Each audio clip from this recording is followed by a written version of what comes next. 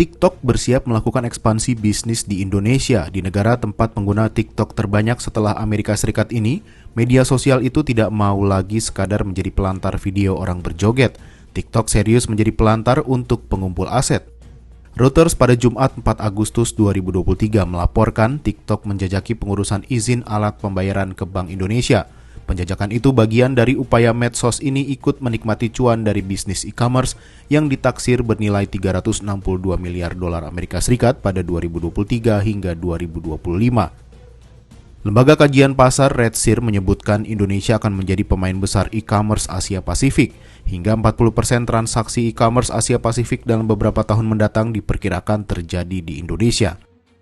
Jika mendapat izin menyediakan alat pembayaran transaksi, TikTok akan menyusul sejumlah perusahaan teknologi yang lebih dulu bermain di ranah itu. Indonesia telah mengenal sejumlah dompet elektronik di beragam lokapasar dan aplikasi.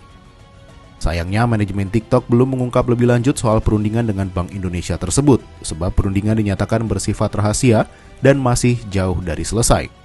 Yang jelas, perundingan itu menambah bukti keagresifan perusahaan media sosial asal Cina tersebut.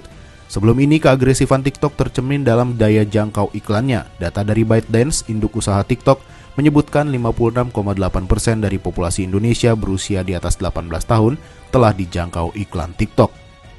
Sebagai pembanding, daya jangkau iklan Facebook sebesar 50% penduduk Indonesia berusia di atas 18 tahun, sementara daya jangkau Instagram hanya 41,9%.